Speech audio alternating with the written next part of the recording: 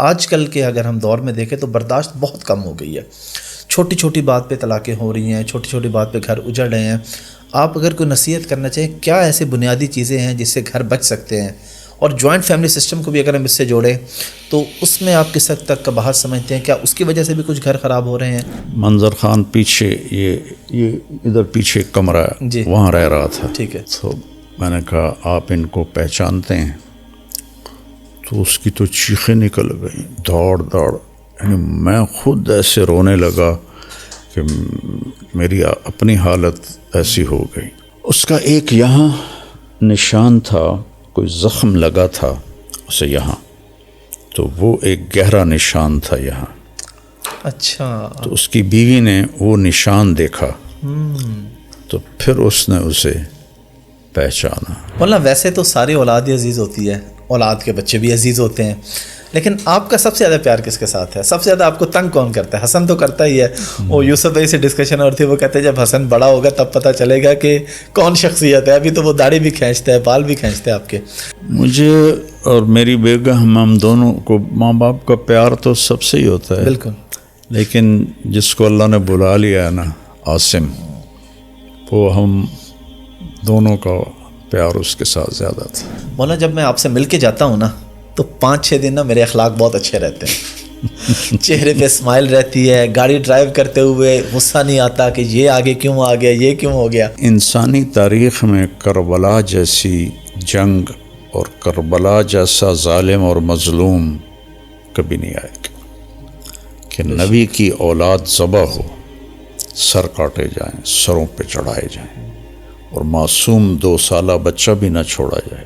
میری گزارش ہے ساری امت کو, اگر نہیں پڑھی جاتی تو ایک نماز پکڑ لیں کہ اے نہیں میں چھڑنی. ٹھیک ہے. اور ایک جمعہ عادت ڈالنے کے لیے. عادت ڈالنے کے. ٹھیک ہے. میں نے جس کو بھی یہ نسخہ بتایا وہ 5 وقت کا نمازی بن گیا. شادی آپ نے ایک ہی رکھی, آپ نے شادیاں نہیں کی. اس کی کیا وجہ ہے؟ ورنہ مال بھی ہو, شہرت ہو, خوبصورتی ہو تو اجازت بھی ہے اسلام میں. پھر مولانا طارق جمیل یہ مولانا ہوتا. اچھا.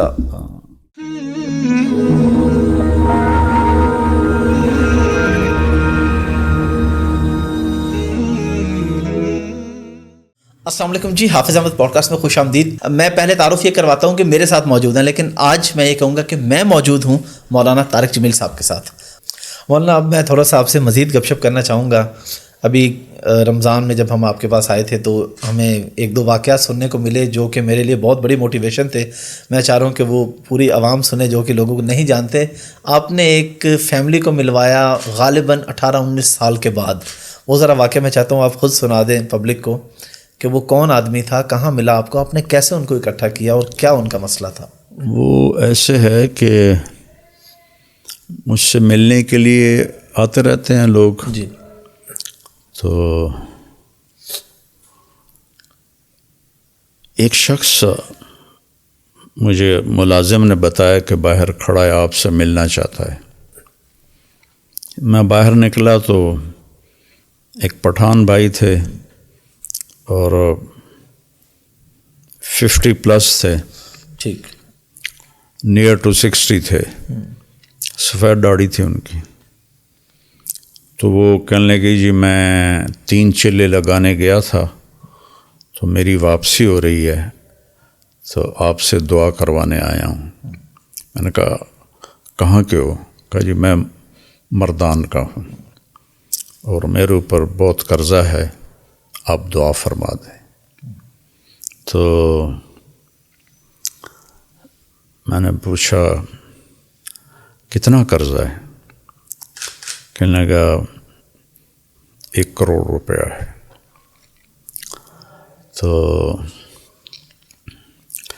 اور میں چونکہ ادا میرے ساتھ میرا پارٹنر تھا, اس نے میرے ساتھ دھوکہ کیا اور وہ مال لے کے, افغانی تھا, وہ دوڑ گیا واپس افغانستان. تو سارا قرضہ میرے اوپر آ گیا.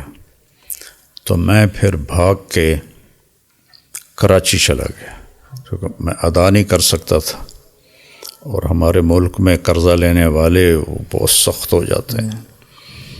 بہت ہی سخت ہو جاتا ہے. تو پھر میں کراچی چلا گیا. اب میں 14 سال کے بعد واپس آیا ہوں. مجھے نہیں پتا میرے بچے کس سال میں ہیں، کیسے ہیں. میں نے کہا کوئی آپ کا ٹیلی فونک رابطہ نہیں تھا؟ کوئی نہیں. کبھی کوئی خط لکھا؟ کہنے لگا کوئی نہیں.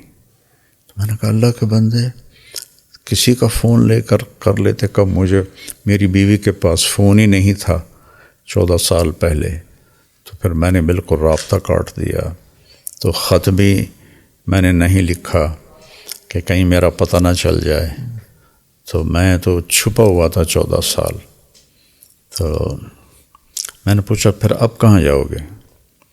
کہا جی یہ بھی میں مردان تو جا نہیں سکتا، اب دیکھتا ہوں کہ میں کہاں جاؤں گا. تو میں نے کہا تم یہیں ٹھہرو، میں کچھ انتظام کرتا ہوں. تو کون زیادہ تمہیں تنگ کر رہا ہے؟ تو اس نے کہا جی وہاں کا ایک ہمارا بڑا سردار ہے، MP بھی بنتا ہے، اس کے میں نے 25 لاکھ دینے ہیں. اور ایک دوسرا ہے وہ بھی وہاں کا بڑا با اثر ہے، اس کے کوئی 15 لاکھ دینے ہیں کہ 10 لاکھ دینے ہیں، مجھے یاد نہیں ہے. تو وہ اگر ادا ہو جائیں تو میں گھر جا سکتا ہوں. تو میں نے پھر کہیں سے، چونکہ وہ MP تھے تو مردان میں میرے جاننے والے تھے، تو میں نے وہاں سے ان کا فون نمبر لے کر ان سے رابطہ کیا. مجھے وہ جانتے تھے نام سے. جی. میں نے کہا جی اس کے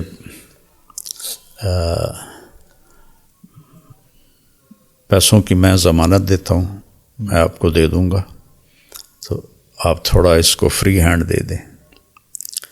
اس نے کہا جی ٹھیک. تو پھر میں نے اس کے گھر کا پتہ کروایا. تو ایک ساتھی سے تبلیغی دوست ہر جگہ جی ہر جگہ ہوتے ہیں، نیٹ ورک پوری دنیا میں ہے. بالکل. تو وہ ان کے گھر تک پہنچا. ان کی بیوی سے میری بات ہوئی، سلمہ نام تھا اس کا. اس کا نام تھا منظر خان. ٹھیک. تو میں نے اس سے فون پہ بات کی. میں نے اس سے پوچھا آپ کے خامند کدھر ہیں؟ کہا جی کچھ پتہ نہیں کدھر ہیں. کتنے سال ہو گئے ہیں؟ کہا 14 سال ہو گئے ہیں، اور قرضے والوں نے ہمیں بہت ذلیل کیا ہے، لیکن ہم غریب لوگ ہیں، ہم کچھ بھی نہیں کر سکتے، بے عزت ہوتے رہتے ہیں. میں نے کہا آپ کے لیے نا میں فیصلہ، میں آپ لوگوں سے ملنا چاہتا ہوں. تو میں نے وہیں ایک ساتھی کے ذریعے گاڑی کا انتظام کروایا، ٹیکسی کروائی. ٹھیک ہے. میں نے کہا اس کو میرا نام بتانا، ٹھیک ہے، تو وہ تمہیں لے آئے گا، میں یہاں پیسے دے دوں گا. ٹھیک ہے. تو اس کی 2 بیٹیاں تھیں اور ایک بیٹا تھا جو قرض خواہوں نے پکڑا ہوا تھا. تو وہ تینوں آ گئیں. تو میں نے ان کو یہیں اسی لاؤنج میں بٹھایا. ٹھیک ہے. اور منظر خان پیچھے یہ ادھر پیچھے ایک کمرہ ہے، جی وہاں رہ رہا تھا. ٹھیک ہے. تو میں نے اس کو اوپر بلایا. تو میں نے کہا آپ ان کو پہچانتے ہیں؟ تو اس کی تو چیخیں نکل گئیں، دوڑ، یعنی میں خود ایسے رونے لگا کہ میری اپنی حالت ایسی ہو گئی. تو اس اپنی چھوٹی بچی کو ایسے گلے سے لگا کے چیخیں ماری. نہ چھوٹی بیٹی نے پہچانا، نہ بڑی بیٹی نے پہچانا، نہ بیوی نے پہچانا کہ جب وہ گیا تھا جوان تھا، داڑھی نہیں تھی، اب اتنی بڑی داڑھی، وہ بھی سفید ہو گئی. تو وہ جو اس کے گلے لگی ہوئی تھی، میں اس کا دیکھ رہا تھا چہرے کا تاثر، تو وہ گھبراہٹ تھی. اور اس کے لیے تو اجنبی لگ رہا ہوگا. اجنبی لگ رہا تھا نا، اور اس کی چیخیں نہیں ختم ہو رہی تھیں. تو اس کا ایک یہاں نشان تھا، کوئی زخم لگا تھا اسے یہاں، تو وہ ایک گہرا نشان تھا یہاں. اچھا. تو اس کی بیوی نے وہ نشان دیکھا، تو پھر اس نے اسے پہچانا. تو میں نے انہیں پھر یہاں رکھا 2 دن. ایم پی اے صاحب کو میں نے پیسے ٹرانسفر کیے 25 لاکھ، اور دوسرے کو 10 لاکھ تھے یا 15 لاکھ تھے، وہ ٹرانسفر کیے. تو انہوں نے کہا کہ آپ ان کو بھیج دیں. تو پھر وہ ان کو بھیج دیا. پھر اس کو پتہ نہیں، مجھے یاد نہیں ہے چونکہ کافی پرانی بات ہے، کہ وہ جو بیٹے کو پکڑا ہوا تھا کتنے پیسوں میں تھا، وہ پیسے دیے، وہ انہیں چھوڑا. تو اس طرح اللہ نے اس پوری فیملی کو ملایا. اور ماشاء اللہ. پھر کچھ عرصے بعد وہ آیا کہ مولانا ایک آدمی ہے، اس کے میں نے 10 لاکھ دینے ہیں. تو وہ کہہ رہا ہے اگر تم نے پیسے نہ دیے تو ہم تمہارے بیٹے کو اٹھا لیں گے. تو میں نے اس وقت اس کو 5 لاکھ دے دیے. میں نے کہا یہ لے جاؤ، ادا کرو. 1 مہینے بعد وہ پھر آیا روتا چیختا کہ انہوں نے میرے بیٹے کو اٹھا لیا ہے اور کہا ہے اگر جمعرات تک پیسے نہ دیے تو ہم اسے قتل کر دیں گے. تو پھر اسی وقت میں نے اس کو 5 لاکھ دیے، گاڑی میں بٹھا کے اس کو گھر بھیجا، اور اس نے وہ پیسے دیے، اپنے بیٹے کو چھڑایا. اس طرح وہ پورا خاندان دوبارہ رہنے کے قابل ہوا. پھر ہم نے اس کو کافی عرصہ یہاں اپنے ادارے میں چوکیدار رکھ لیا. کافی عرصہ چوکیدار رہا، پھر وہ واپس چلا گیا.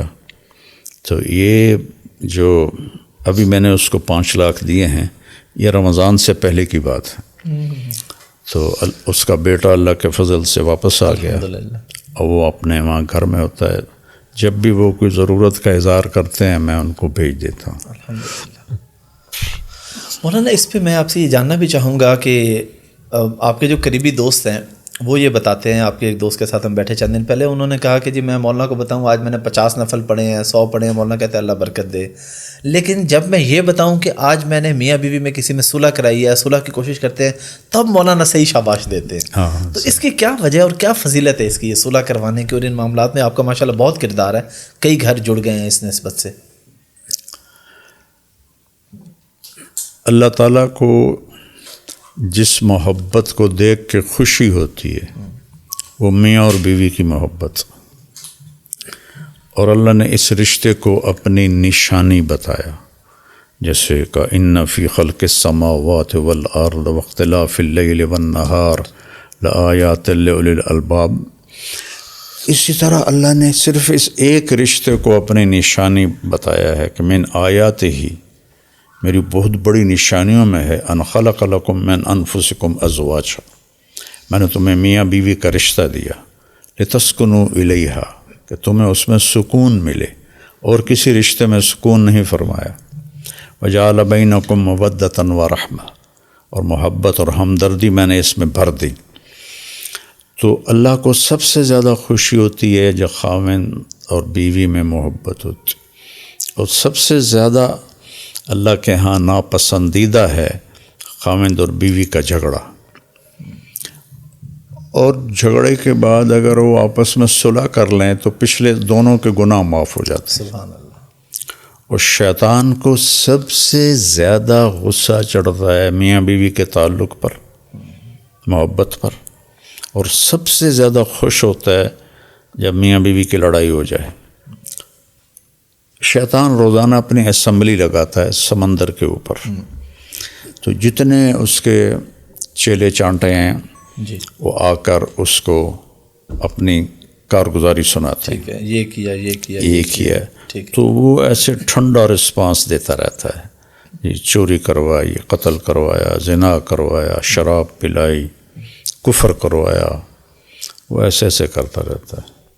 تو ایک لنگڑا سا شیطان کھڑے ہو کر کہتا ہے کہ حضور میں نے میاں بیوی کو لڑایا، تو ویسے اچھل پڑتا ہے اور کہتا ہے یہ ہے کرنے کا کام جو یہ کر کے آیا ہے، اور اسے بلاتا ہے، اسے جپھی ڈالتا ہے اور اسے اپنے پاس بٹھاتا ہے، اس کو اتنا پروٹوکول دیتا ہے کہ جب میاں بیوی میں لڑائی ہو جاتی ہے تو 2 خاندان تباہ ہو جاتے ہیں، شرابی کی شراب اس کی ذات تک ہے، تو یہ ایسی بلا ہے کہ اس سے نسلیں ٹوٹ جاتی ہیں، قتل و غارت تک کی نوبتیں آ جاتی ہیں۔ اس لیے شیطان اس پہ بڑا خوش ہوتا ہے کہ لڑائی ہو گئی، بڑا رنجیدہ ہوتا ہے جب ان میں محبت ہوتی ہے۔ تو اسی پر میں نے اس پر عمل بھی بہت کیا اللہ کے فضل سے، بہت گھروں کو اللہ نے آباد کیا میرے ذریعے سے، چونکہ چھوٹی چھوٹی باتوں پہ ضدیں ہوتی ہیں، یا یہ جو اندر ہے نا 32 دانتوں میں، یہ تباہی لاتی ہے رشتوں کو توڑنے میں۔ تو اللہ کے نبی بھی خوش ہوتے تھے تو میں بھی خوش ہوتا ہوں۔ الحمدللہ۔ مولانا میاں بیوی کے حوالے سے ہم بات کر رہے ہیں تو میں اس موضوع کو لے کے چلنا چاہوں گا کہ آج کل کے اگر ہم دور میں دیکھیں تو برداشت بہت کم ہو گئی ہے، چھوٹی چھوٹی بات پہ طلاقیں ہو رہی ہیں، چھوٹی چھوٹی بات پہ گھر اجڑ رہے ہیں۔ آپ اگر کوئی نصیحت کرنا چاہیں، کیا ایسے بنیادی چیزیں ہیں جس سے گھر بچ سکتے ہیں؟ اور جوائنٹ فیملی سسٹم کو بھی اگر ہم اس سے جوڑیں تو اس میں آپ کس حد تک کا باہر سمجھتے ہیں؟ کیا اس کی وجہ سے بھی کچھ گھر خراب ہو رہے ہیں؟ جوائنٹ فیملی سسٹم بہت اچھا تھا کسی زمانے میں، جب عزت اور احترام کے رشتے باقی تھے، اور ادب تھا، احترام تھا، تو اس وقت یہ بہت مفید تھا کہ ایک دوسرے کی ہیلپ ہو جاتی ہے کافی ساری۔ ابھی ایسا ہے کہ آج کی تعلیم نے وہ ادب اور احترام اٹھا دیا ہے، تو لڑکی بھی بے باک ہے، لڑکا بھی بے باک ہے، تو ایک دوسرے کو کی برداشت کوئی نہیں ہے۔ گھروں کو بچانے کے لیے 2 چیزیں بنیادی ہیں، ایک زبان کا میٹھا بول اور ایک ناگواری پہ صبر کرنا۔ یہ 2 کام جس گھر میں ہوں گے وہ آباد ہو جائے گا۔ اور جہاں زبان تیز ہوگی، اگلے کی کڑوی برداشت نہیں ہوگی، صبر نہیں ہوگا، وہاں پھر طلاقیں ہی ہوں گی۔ کوئی کبھی طلاق کو جانتا بھی نہیں تھا، اب ہر چوتھے دن طلاق ہو رہی ہوتی ہے کہ برداشت کوئی نہیں، تربیت کوئی نہیں، ماں باپ کی ساری طاقت لگ رہی ہے کہ ڈگری مل جائے۔ اس کو تعلیم تو کہتے نہیں۔ تعلیم تو ہوتا ہے زندگی گزارنے کا طریقہ کیا ہونا چاہیے کہ جس سے زندگی خوشگوار گزرے۔ یہ علم غلط ہو گیا کہ پیسہ آئے گا، ڈگری آئے گی تو زندگی اچھی ہو جائے گی۔ ڈگریوں کے ساتھ تو زندگی اچھی نہیں ہوتی، زندگی تو اچھے اخلاق کے ساتھ ہوتی۔ مولانا جب آپ سفر میں ہوتے ہیں تو، کیونکہ میں آپ کے بارے میں کافی کچھ جانتا ہوں، جو چیزیں میں چاہ رہا ہوں کہ لوگوں تک پہنچیں، ایک خوشی کی بات ہے، اچھی چیز ہے کہ آپ جب فیول ڈلواتے ہیں کہیں سے بھی، ان کو ٹپ دینے کا کیا مقصد ہوتا ہے؟ عام طور پہ تو ریسٹورنٹ والوں کو ٹپ دی جاتی ہے، آپ ان کو بھی ٹپ دیتے ہیں؟ اس لیے دیتا ہوں کہ ان کو کوئی بھی نہیں دیتا۔ اللہ اکبر۔ تو وہ پکڑ کے دیکھنے لگ جاتے ہیں، جی اے جی تسی 1200 دیتا ہے۔ میں نے کہا بھئی 1000 مثال دے رہا ہوں، میں 1000 سے کم کبھی نہیں دیتا۔ اچھا، ماشاء اللہ۔ ہاں، میں کہتا ہوں بھائی یہ 10,000 کا تیل ہے اور یہ 11واں جو 1000 ہے تمہارے لیے، ٹھیک ہے۔ تو وہ ایسے ہکے بکے حیران ہو کے دیکھتے رہ جاتے ہیں، اور کئی تو واپس کرنے لگتے ہیں، جی تسی فالتو دیتا۔ اچھا۔ تو چونکہ ان کو کوئی نہیں دیتا اس لیے میں ان کو دیتا ہوں۔ اور وائپر لگانے والے کو آپ نے ایک دفعہ 5000 دیا اور آپ کے ساتھی نے 50 دیا، تو آپ نے کہا تیری دعا تو پیٹرول پمپ کی چھت تک نہیں پہنچی ہونی۔ میری تو یہ لوگوں کی موٹیویشن کے لیے ضروری ہے کہ ٹپ اتنی زیادہ، تو کیا یہ دعا پھر واقعی زیادہ پیسے جو ہیں وہ پھر دیکھیں نا، اندر سے جب دعا نکلے گی تو وہی اوپر جائے گی۔ جی جی بالکل۔ 100 روپے پہ جو کہے گا اللہ بھلا کرے، اور اگر آپ اس کو 1000 دیں گے، 5000 دیں گے، تو اس کے تو یہاں سے دعا نکلے گی، اور وہی اوپر جائے گی. تو اگر اللہ نے مجھے دیا ہے تو میں تقسیم کروں, میرا آگے سرمایہ اکٹھا ہو جائے. بے شک. جو چھوڑ کے جانا ہے وہ تو پتہ نہیں کس کا ہے. مولانا آج ہم آپ سے کافی سارے واقعات سنیں گے. اپنے ماموں کا واقعہ سنائیں, انگلینڈ والے ماموں کا, جو پہلے ملتے نہیں تھے اور پھر انہوں نے کہا جی آؤ جی ملو جی, اور پھر آپ کی مامی نے وہ جو بات کہی تھی یہ ملک, وہ میں چاہوں گا میں آپ کی زبان سے سننا چاہوں گا. وہ پورا واقعہ کیا ہے, اور اس میں نوجوان نسل باہر جانا چاہ رہی ہے, میں چاہ رہا ہوں اس سے آپ جوڑیں. ہر بندہ چاہ رہا ہے جی میں باہر چلا جاؤں. میری والدہ کے ماموں زاد بھائی تھے جی.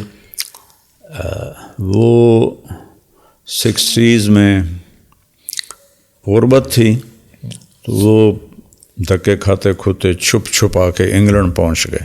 ٹھیک ہے. یعنی لیگلی نہیں گئے, ویسے اس وقت بہت لوگ گئے تھے اس طرح, بحری جہازوں پہ جاتے تھے. اور تب تو 80 تک تو ویزا بھی نہیں تھا, تو میں 82 میں گیا ہوں بغیر ویزے کے. اچھا. ہاں, پھر 83 میں گیا ہوں, کوئی ویزا نہیں, آن ارائیول اسٹیمپ ہوتی تھی.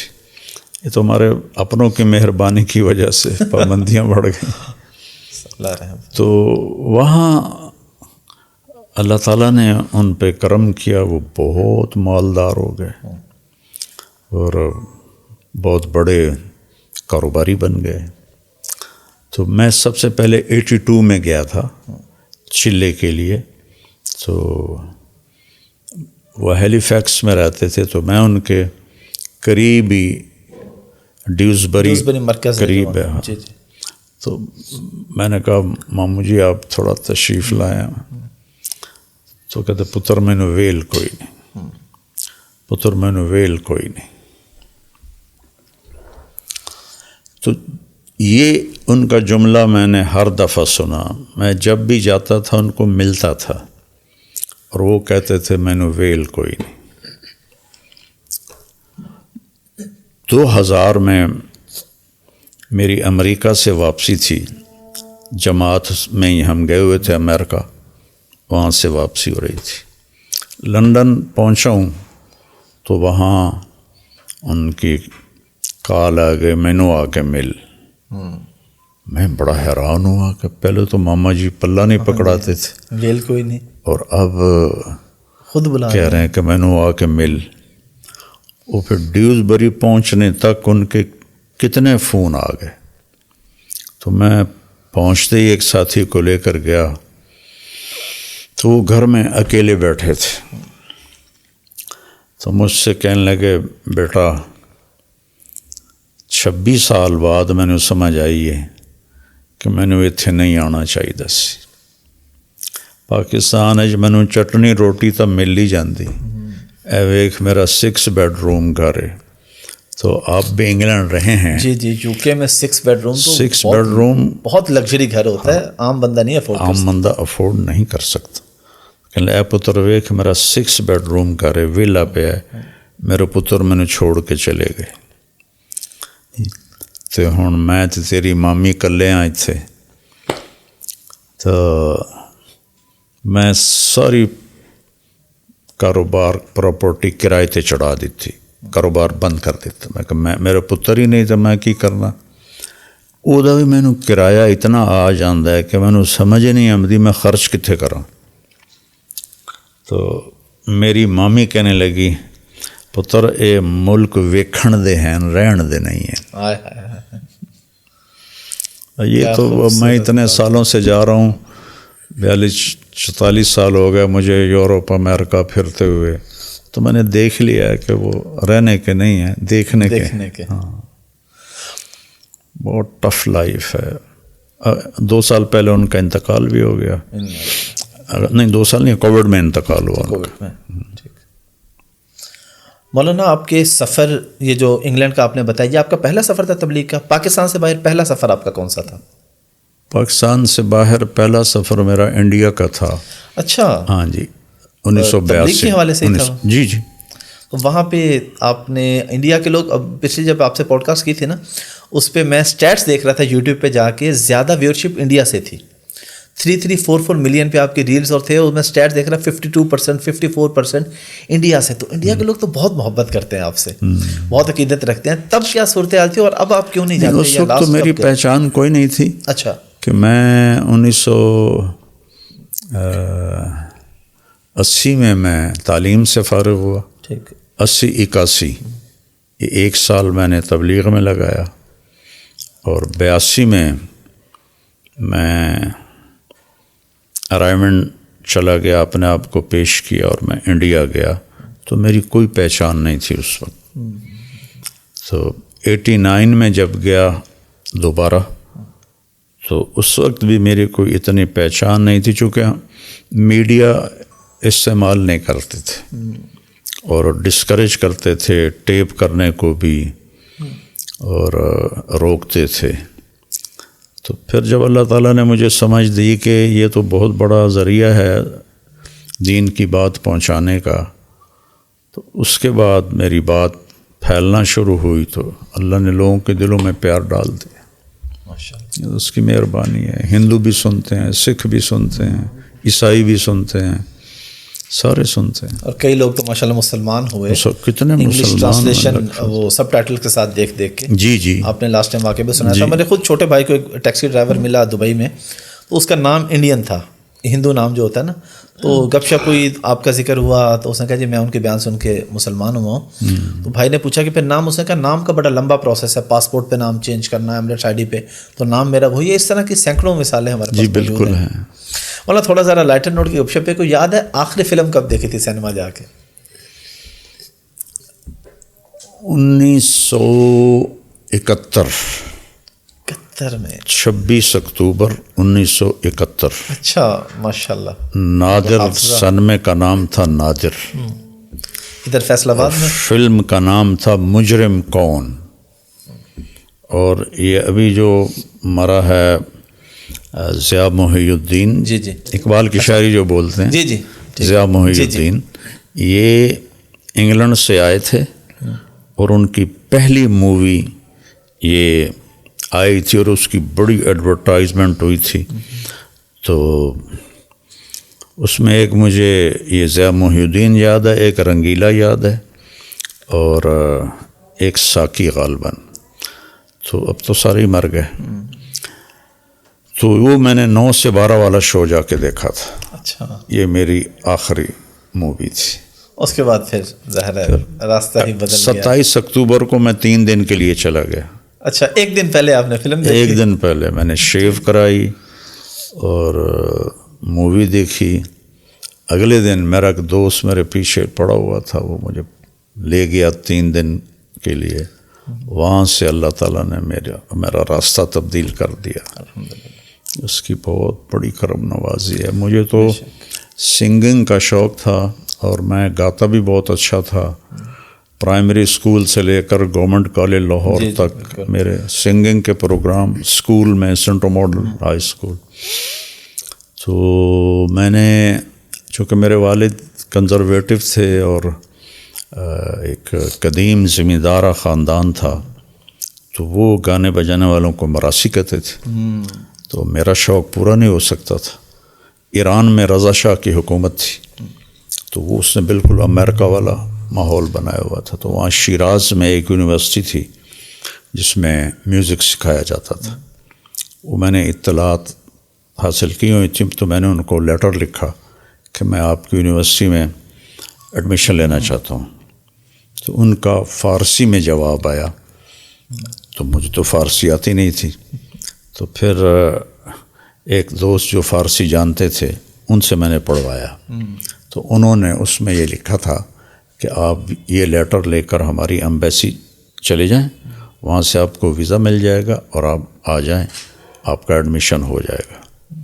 تو میں خود تو نہیں گیا, میں نے وہ وہاں کا لیٹر ایران سے جو آیا تھا اور اپنی اپلیکیشن دونوں میں نے پوسٹ کر دی. یہ میں نے پوسٹ کی 25 اکتوبر کو, اور 27 اکتوبر کو میں 3 دن کے لیے چلے گئے. سبحان اللہ. تو بس اللہ نے بازو پکڑ لیا. مولانا ویسے تو ساری اولاد عزیز ہوتی ہے, اولاد کے بچے بھی عزیز ہوتے ہیں، لیکن آپ کا سب سے زیادہ پیار کس کے ساتھ ہے؟ سب سے زیادہ آپ کو تنگ کون کرتا ہے؟ حسن تو کرتا ہی ہے، وہ یوسف بھائی سے ڈسکشن اور تھی، وہ کہتے ہیں جب حسن بڑا ہوگا تب پتہ چلے گا کہ کون شخصیت ہے، ابھی تو وہ داڑھی بھی کھینچتا ہے، بال بھی کھینچتا ہے آپ کے. تو کتنا وقت آپ بچوں کے ساتھ گزارتے ہیں؟ سب سے زیادہ پیار آپ کو کس کے ساتھ ہے؟ مجھے اور میری بیگم، ہم دونوں کو ماں باپ کا پیار تو سب سے ہی ہوتا ہے. بالکل. لیکن جس کو اللہ نے بلا لیا ہے نا، عاصم، وہ ہم دونوں کا پیار اس کے ساتھ زیادہ تھا. وہ اپنی صفات کی وجہ سے اس نے ہمارے دلوں پہ وہ چھا گیا تھا. لیکن اللہ نے اس کو عمر ہی اتنی دی تھی. وہ اللہ پاک ان کو جنت الفردوس میں اعلیٰ مقام عطا فرمائے. مولانا جب میں آپ سے مل کے جاتا ہوں نا تو 5-6 دن نا میرے اخلاق بہت اچھے رہتے ہیں. چہرے پہ اسمائل رہتی ہے، گاڑی ڈرائیو کرتے ہوئے غصہ نہیں آتا کہ یہ آگے کیوں آ گیا، یہ کیوں ہو گیا. لیکن چند دن کے بعد پھر وہی کیفیت ہو جاتی. اور آپ کو تو ماشاءاللہ اتنے لوگوں سے ملتے ہیں، اتنا آپ کو اللہ نے نام دیا ہے، پھر لوگ آپ پہ تنقید بھی کرتے ہیں، لوگ عجیب عجیب باتیں بھی کرتے ہیں. آپ یہ سب کچھ کیسے ہینڈل کرتے ہیں؟ اور یہ اتنے اچھے اخلاق عام آدمی کدھر سے لے کے؟ ہم تو مل کے جاتے ہیں، صحبت کا اثر ہوتا ہے، لیکن وہ چند دن بعد پھر سوسائٹی میں جا کے تو ایک تو یہ بتا دیں کہ صحبت یا تبلیغ میں وقت یا یہ چیز کتنی ضروری ہے، اور یہ آپ اس کو کیسے مینیج کرتے ہیں جب لوگ اتنا آپ کو، بلکہ میں نے آپ کے بیان میں بھی سنا، آپ نے کہا کہ عاصم جمیل کے موقع پہ بھی، باقی بھی، کہ جس نے بھی مجھے دکھ دیا میں اسے معاف کرتا ہوں تاکہ آخرت میں کسی کے ساتھ کوئی معاملہ نہ ہو. یہ حوصلہ کدھر سے لے کے آئے ہم لوگ؟ یہ سب سے پہلے تو اللہ کی توفیق ہے. انبیاء نے بھی کہا وما توفیقی الا باللہ، کہ مجھے بھی اللہ ہی توفیق دے رہا ہے. تو پہلی چیز تو اللہ کی مہربانی اور اس کی توفیق ہے. دوسری چیز اس میں اچھی صحبت، صالحین کی صحبت، چونکہ یہ اسلام کا سب سے مشکل چیپٹر ہے اچھے اخلاق، سب سے مشکل. عبادات کی آیات قرآن میں 130 ہیں اور اچھے اخلاق کی آیات 1508 ہیں. اللہ اکبر. تو آپ ریشو نکال لیں، 130 1508 1508، اور ٹوٹل قرآن کے آیات 6200 سمتھنگ ہیں. کوئی زیادہ بتاتا ہے، کوئی کم بتاتا ہے. تو 6200 میں 1500 تقریباً 30% بن جاتا ہے پورے قرآن کا. تو یہ مشکل ترین چیپٹر ہے، چونکہ اس کے لیے اپنے آپ سے لڑنا پڑتا ہے. نماز پڑھنے کے لیے تھوڑی سی لڑائی ہوتی ہے اپنے آپ سے، لیکن کوئی ناگواری نہیں ہوتی. سستی سے لڑنا ہوتا ہے. روزے میں بھی سستی سے لڑنا ہوتا ہے. باقی جتنی عبادات ہیں ان میں کوئی آگے آپ کے ایسی قوت نہیں ہے جو آپ کو ڈسٹرب کرے، سوائے آپ کی اپنی سستی کاہلی کی. اچھے اخلاق میں آپ کو اگلے کی بدتمیزی کو برداشت کرنا ہوتا ہے. تو اس وقت پھر ہر آدمی ہائپر ہو جاتا ہے، اور وہی وقت ہوتا ہے اپنے آپ کو کنٹرول کرنے کا. تو وہ پھر کنٹرول ہوتا نہیں. اس کے لیے صحبت بڑی ضروری ہے، صرف علم کافی نہیں ہے. اللہ نے مجھے بڑے اکابر کی صحبت نصیب فرمائی، میں نے ان سے بہت کچھ سیکھا. چونکہ یہ جو سبق ہے نا، یہ صرف پڑھنے سے نہیں آتا، یہ ساتھ رہنے سے، دیکھنے سے آتا ہے. اور میں نے اپنے بچوں پر ان کے بچپن سے یہ محنت کی کہ بیٹا اپنے اخلاق بناؤ. چونکہ ہمارا اللہ کا شکر ہے قدیمی زمیندارہ سٹائل ہے، نوکر چاکر اور گالم گلوچ عام ہے زمینداروں میں، کیا سب میں ہے. تو اللہ تعالیٰ نے فضل فرمایا، سارے بچے بڑے اچھے اخلاق والے براٹ اپ ہوئے. ان 5 میں عاصم سب سے نمبر 1 تھا، اچھے اخلاق سب سے نمبر 1 تھا. تو ایک حدیث میں آتا ہے کہ سب سے زیادہ وزنی عمل قیامت کے دن ترازو میں اچھے اخلاق ہوں گے. ان اثقل شیء فی میزان المومن حسن الاخلاق. کیوں؟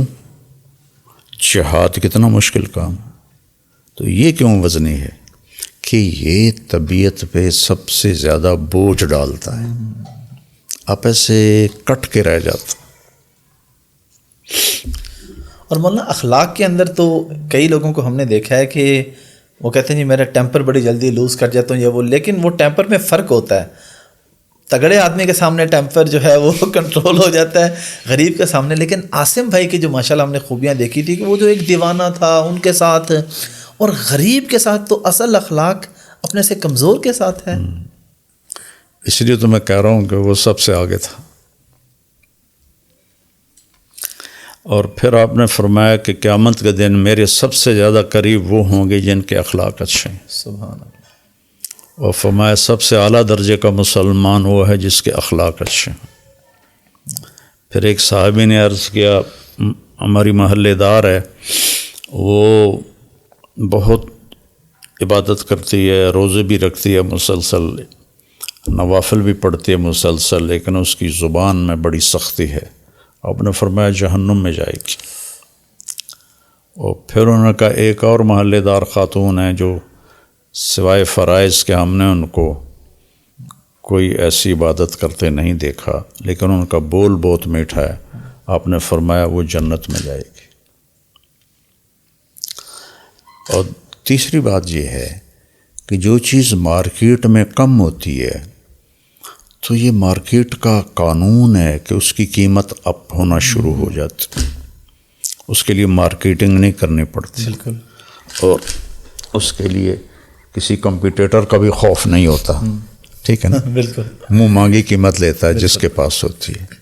اچھے اخلاق انسانی منڈی میں تقریباً ناپید ہیں، تو جو ان کو اپنائے گا آج کے دور میں بہت اونچی اڑان اڑے گا. نمازیوں کی بڑی تعداد ہے، روزہ رکھنے والے، حج کرنے والے، صدقے دینے والے، عمرے کرنے والے، اعتکاف کرنے والے بے شمار ہیں. لیکن اچھے اخلاق والے میں 80 سے زیادہ ملکوں میں اللہ نے مجھے پھرایا. 6 بر اعظم میں میرے قدم اللہ نے ڈلوائے ہیں. لیکن اس صفت والا کو بھی کوئی ملتا ہے، تو لہٰذا پہلے ہی اس کی قیمت بہت تھی، اب اور بھی زیادہ ہوگی. سعید انور اور محمد یوسف آئے میرے پاس کہ ہماری طاقت تو لگ گئی ہے کرکٹ میں، تو کوئی جنت کا شارٹ کٹ بتاؤ.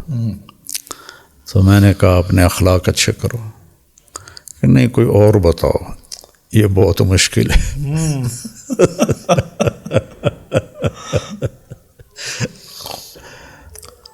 خاص طور پر بیوی کے سامنے اپنے آپ کو نیچے کرنا، یہ اخلاق کی انتہا ہے. اولاد کے سامنے، ماں باپ کے آگے تو ایک احترام کا رشتہ ہوتا ہے. آج کل تو وہ بھی بہت کم ہو گیا ہے، لیکن پھر بھی ہوتا ہے. لیکن بیوی کے ساتھ اس لیے آپ نے فرمایا سب سے اعلیٰ درجے کا مسلمان وہ ہے جس کے بیوی کے ساتھ اخلاق اچھا. اور پھر آپ نے فرمایا کہ میرے اخلاق اپنی بیویوں کے ساتھ سب سے زیادہ اچھے. تو آپ نے فرمایا جو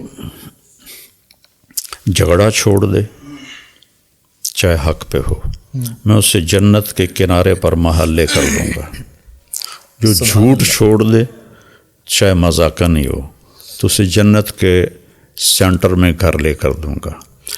اور جو اخلاق اچھے کر لے اسے جنت الفردوس میں محل لے کر دوں گا. سبحان اللہ. کہ یہ اوکھی چڑھائی ہے. آپ کے ٹیم ممبر اور آپ کے قریب کے جو لوگ ہیں وہ یہ کہتے ہیں کہ اگر آپ چاہتے ہیں نا مولانا آپ کے ساتھ اچھا کریں تو آپ مولانا کے ساتھ برا کریں. یہ اس طرح کی تو بہت سی مثالیں کیونکہ میں ذاتی طور پہ جانتا ہوں. تو یہ اس حوالے سے میں آپ کے بچوں کو بھی، ایون آپ کے ٹیم ممبرس کے بھی، میں اکثر جگہ پہ ذکر کرتا ہوں کہ میں نے واقعی آپ کے آس پاس کے لوگوں کے جو اخلاق دیکھے ہیں نا، میں یقیناً عام لوگوں کی طرح جس طرح سارے لوگ آپ سے محبت کرتے ہیں، پسند کرتے ہیں، میری بھی آپ سے ایک عقیدت ہے، میری آپ سے زیادہ عقیدت بڑھی جب میں نے آپ کے آس پاس کے لوگوں کو دیکھا، اچھا، تب میری عقیدت اور بڑھ گئی. اچھا. میں کہا یار یہ کچھ ہے، یہ واقعی، کیونکہ جو آپ کے ساتھ سفر کرتے ہیں، ساتھ رہتے ہیں، ان کو تو سب پتہ چل جاتا ہے نا جو ساتھ رہتے ہیں.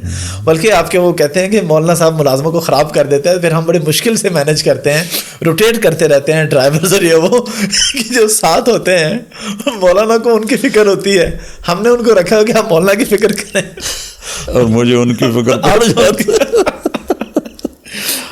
اس لیے میرا ڈرائیور بدلتے رہتے ہیں. جی مجھے بتایا انہوں نے کہ تبدیلی کرتے رہتے ہیں.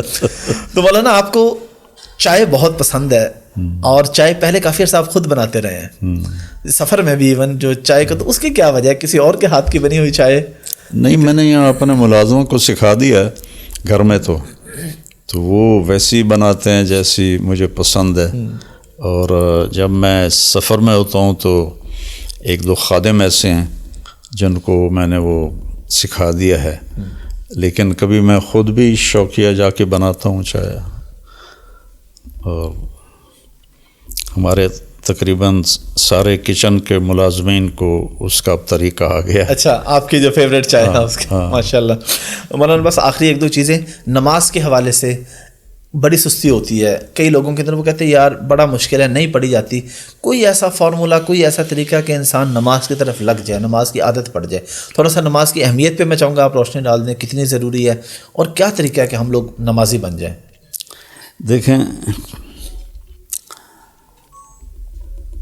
نماز کا ذکر قرآن میں 700 دفعہ آیا ہے. لفظ صلاۃ تو 67 دفعہ ہے، لفظ صلاۃ 67 دفعہ، ٹھیک ہے. لیکن نماز کا ذکر اور الفاظ کے ساتھ اگر ملایا جائے تو 700 دفعہ بنتا ہے. تو اتنا بڑا شہنشاہ 700 دفعہ ریمائنڈر دے اور پھر کوئی نہ پڑھے تو کتنا اس کے لیے وبال ہے. ہم نوکر کو بلائیں اور تھوڑا لیٹ ہو جائے تو ہمارا پارا چڑھ جاتا ہے. اور اللہ کے نبی کی آخری وصیت تھی کہ دین 2 چیزوں کا نام ہے، عبادات اور اخلاق. تو میرے نبی نے الصلاۃ وما ملکت ایمانکم، نماز نہ چھوڑنا اور نوکروں سے اچھا سلوک کرنا. یہ 2 لفظ آپ دہرا رہے تھے. پھر جب اور کمزور ہو گئی آواز تو الصلاۃ الصلاۃ الصلاۃ، نماز نہ چھوڑنا، نماز نہ چھوڑنا، نماز نہ چھوڑنا. اس کی اہمیت کے لیے میرے پاس کربلا سے بڑی مثال کوئی نہیں ہے کہ جنگیں بہت ہوئیں. پہلی جنگ قابیل حابیل کی ہو گئی، لیکن انسانی تاریخ میں کربلا جیسی جنگ اور کربلا جیسا ظالم اور مظلوم کبھی نہیں آئے گا کہ نبی کی اولاد ذبح ہو، سر کاٹے جائیں، سروں پہ چڑھائے جائیں، اور معصوم 2 سالہ بچہ بھی نہ چھوڑا جائے. اور یہ وہ ہیں جن کو جنت نہیں ملی، جنت کی سرداری ملی ہے. اللہ کہ سیدہ شباب اہل الجنت الحسن والحسین. اور جب حسن پیدا ہوئے تو آپ نے حضرت علی سے پوچھا کیا نام رکھا ہے؟ کہنے لگے حرب، جنگجو. آپ کہا نہیں، حسن. جب حسین پیدا ہوئے تو آپ نے پوچھا کیا نام رکھا ہے؟ کہا حرب. کا نہیں، حسین. پھر آپ نے فرمایا کہ یہ 2 نام آج تک آدم کی اولاد کو نہیں عطا ہوئے، یہ نام اللہ نے میرے بچوں کے لیے رکھے ہوئے تھے. کتنی بڑی فضیلت ہے جی. اور کندھوں پہ بٹھایا، ہاتھوں پہ اٹھایا، سجدے میں دونوں بھائی اوپر چڑھے بیٹھے. اور عبداللہ ابن مسعود نے ایسے سر اٹھا کے دیکھا، چونکہ سجدہ لمبا ہو گیا نا جی، تو انہوں نے دیکھا دونوں بھائی اوپر بیٹھے گٹ مٹ کر رہے تھے. تو انہوں نے ایسے ہاتھ آگے بڑھایا ان کو اتارنے کے لیے، تو اپنے بغلوں سے دیکھ لیا تو آپ نے ایسے کر دیا، سلام پھیرتے ہی ان کو گود میں لیا اور کہا بے ابی ہما و امی لا تغضوہما، میرے ماں باپ ان پر قربان، انہیں دکھ نہ دینا، چونکہ آپ کو نظر آ رہا تھا کہ آگے ہونا کیا ہے ہونے والا ہے۔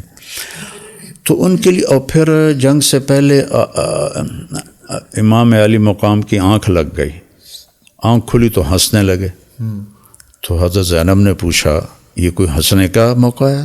موت سر پہ کھڑی، کہ اللہ کے نبی خواب میں آئے، فرما رہے ہیں بیٹا میں لینے کے لیے آ چکا ہوں، استقبالیہ جماعت اللہ کا رسول ہو۔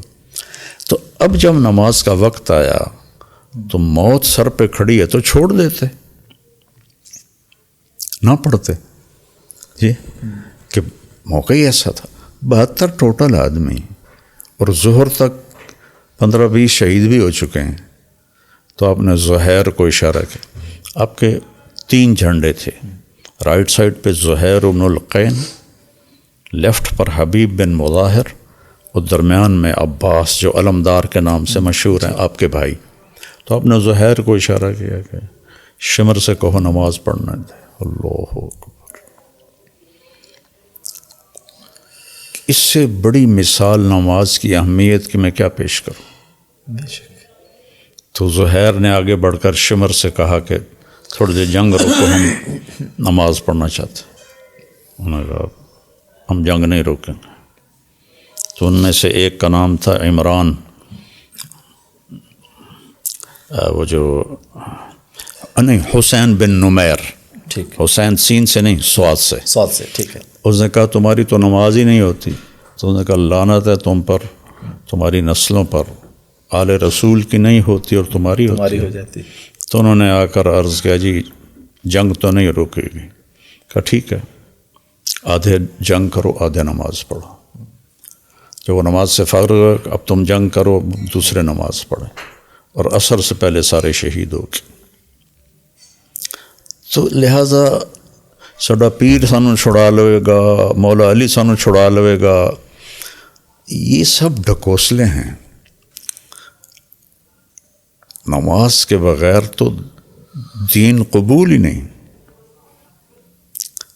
اگر گنجائش ہوتی تو بس یہ ایک اس موقع پہ ہوتی مثال ہے کہ یہاں مس کی جا سکتی تھی، نہیں کی تو مطلب ہے کوئی گنجائش نہیں ہے۔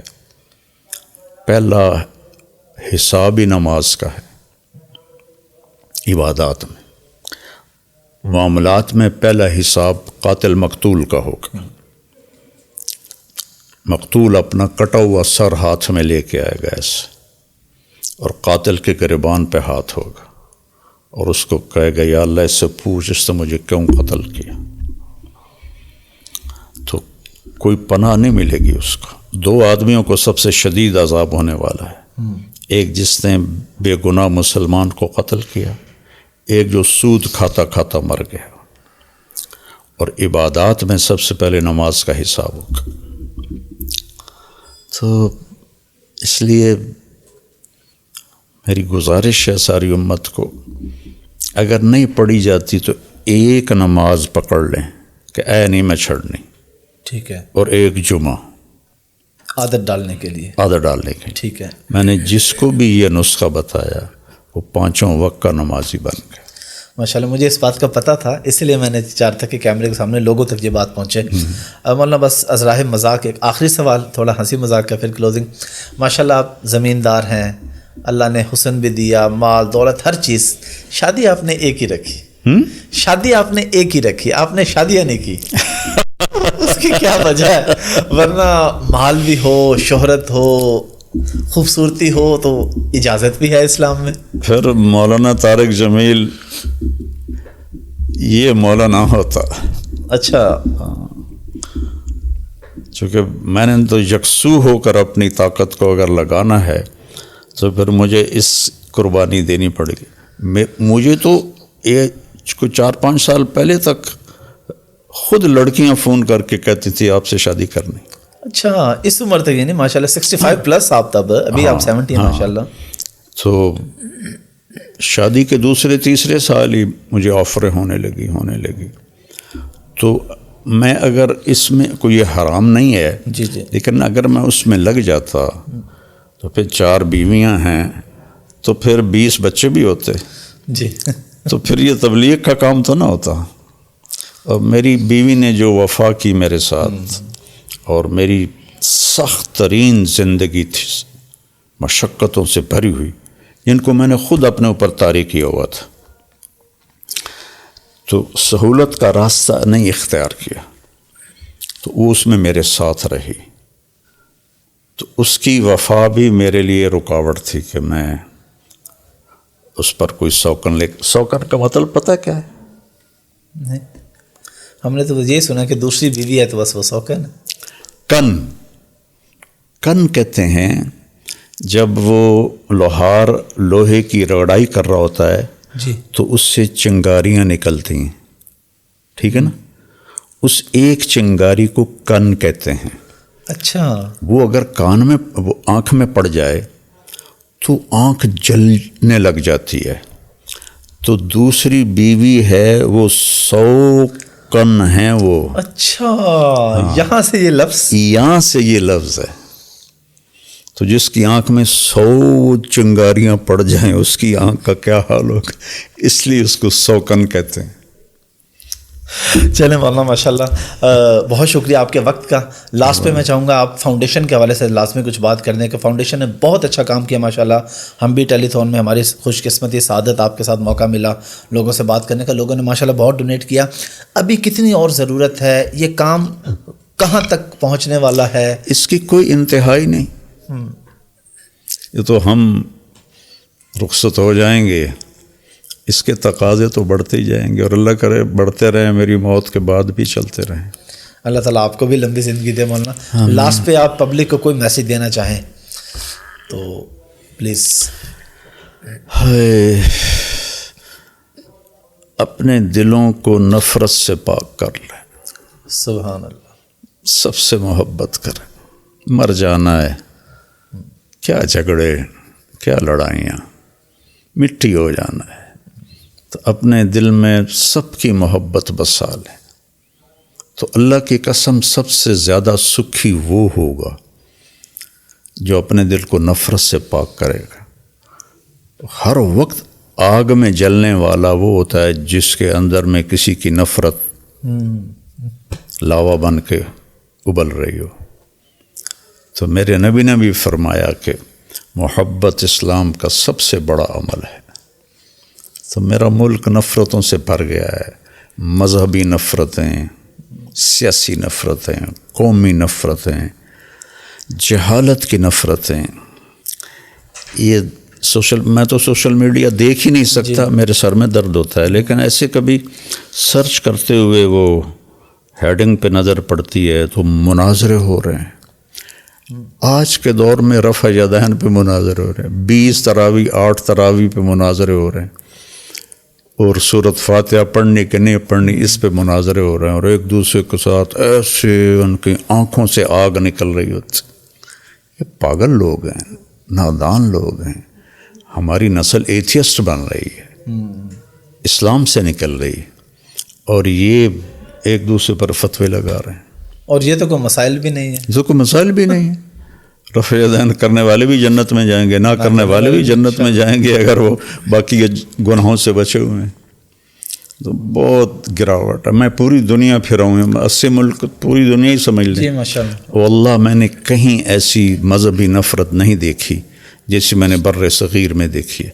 بنگلہ دیش کو نکال کے وہاں نہیں ہے، اچھا، وہاں نہیں ہے، لیکن یہ انڈیا اور پاکستان ڈوبے ہوئے ہیں نفرت۔ اپنے دل سے نکال دیں۔